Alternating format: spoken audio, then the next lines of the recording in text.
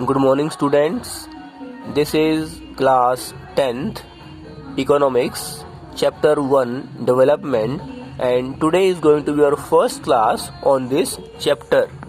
जैसे एक व्यक्ति के लिए उसकी आशाओं की पूर्ति होना, उसकी आकांक्षाओं की पूर्ति होना, उसकी ज़रूरतें पूरी होना विकास होता है, उसका व्यक्तिगत विकास होता है, ऐसे ही एक देश के लिए उसके नागरिकों की ज़रूरतें पूरी होना, उनकी आधारभूत ज़रूरतें रोटी कपड़ा मकान और शिक्षा स्वास्थ्य रोजगार संबंधी ज़रूरतें पूरी होना विकास कहा जाता है। हमारा देश लगभग 200 वर्षों तक अंग्रेज़ों का गुलाम रहा और काफ़ी सारे उद्योग धंधे, विशेष रूप से सूती कपड़ा उद्योग और कुटीर उद्योग ठप हो गए। अंग्रेज़ों ने उनकी ओर कोई ध्यान नहीं दिया। लेकिन 1960 के दशक में हरित क्रांति आई, खाद्यान्नों के उत्पादन में वृद्धि हुई। लेकिन बढ़ती हुई जनसंख्या अब भी हमारे विकास की जो रास्ता है उसमें एक बाधा है। लेकिन जनसंख्या में युवा वर्ग की संख्या का बढ़ना, शिशु मृत्यु दर कम होना, यह हमारे लिए सकारात्मक संकेत है और हमारे पास एक मजबूत युवा वर्ग है। भारत की अर्थव्यवस्था तेजी से बढ़ती हुई अर्थव्यवस्थाओं में से एक है। इसी देश की अर्थव्यवस्था को निर्धारित करने वाली 3 चीज़ें होती हैं अर्थव्यवस्था के विकास को। पहली है प्रति व्यक्ति आय, यानी पर कैपिटा इनकम ज़्यादा हो। दूसरी लिटरेसी रेट ज़्यादा हो और स्वास्थ्य संबंधी लोगों की ज़रूरतें पूरी हों। लेकिन केवल पर कैपिटा इनकम बढ़ना एक क्षेत्र के विकास का सूचक अंतिम सूचक नहीं हो सकती। उदाहरण के लिए पंजाब की जो पर कैपिटा इनकम है, जो प्रति व्यक्ति आय है, वो केरल से ज़्यादा है। लेकिन केरल में स्वास्थ्य रोजगार शिक्षा संबंधी सुविधाएं पंजाब से कहीं ज़्यादा हैं और केरल पंजाब से बेहतर है क्योंकि वहाँ जो ह्यूमन डेवलपमेंट रिसोर्स है वो ज़्यादा है।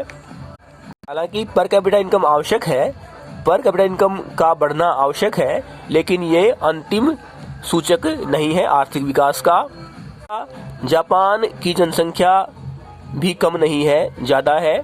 लेकिन जापान का जो ह्यूमन रिसोर्स डेवलपमेंट है वो ज़्यादा है, इसलिए अधिक जनसंख्या के होते हुए भी जापान एक विकसित राष्ट्रों में गिना जाता है। ये जनसंख्या का ज़्यादा होना या पर कैपिटा इनकम का ज़्यादा न होना आर्थिक विकास कम होने का कारण नहीं है। आर्थिक विकास अच्छा होने के लिए आवश्यक है कि देश का जो ह्यूमन रिसोर्स है, जो मानव संसाधन है, उसको डेवलप किया जाए। भारत क्षेत्रफल की दृष्टि से दुनिया का 7वां बड़ा देश है और जनसंख्या की दृष्टि से चाइना के बाद दूसरा बड़ा देश है। इसलिए हमारे पास जो वर्क फोर्स है वो बहुत ज़्यादा है, उसको दिशा देने की आवश्यकता है। शिक्षा स्वास्थ्य रोजगार संबंधी ज़रूरतें पूरी करने की आवश्यकता है। भारत विश्व का सबसे बड़ा सफल लोकतंत्र भी है और यहाँ के लोगों के पास मौलिक अधिकार है और कानून के समक्ष सब लोग समान हैं। हर व्यक्ति जिसकी उम्र 18 वर्ष है उसको वोट देने का अधिकार है और 25 वर्ष के नागरिक को चुनाव लड़ने का अधिकार भी है। लेकिन राजनीतिक समानता, पॉलिटिकल इक्वालिटी अधूरी है जब तक इकोनॉमिक इक्वालिटी न हो। सरकार के द्वारा, केंद्र सरकार या राज्य सरकारों के द्वारा जो प्रोग्राम लॉन्च किए जाते हैं उनको बेहतर तरीके से लागू करके हम आर्थिक विकास की दृष्टि में आगे बढ़ सकते हैं और जनसंख्या वृद्धि और बेरोजगारी जैसी समस्याओं से निजात पा सकते हैं, उनको ओवरकम कर सकते हैं। महात्मा गांधी ने भारत के जो रिसोर्सेज हैं, जो नेचुरल रिसोर्सेज हैं, उनके संदर्भ में कहा है कि हमारे देश के पास लोगों की ज़रूरतों को पूरा करने के लिए काफ़ी मात्रा में संसाधन है, लेकिन लालच को पूरा करने के लिए नहीं है।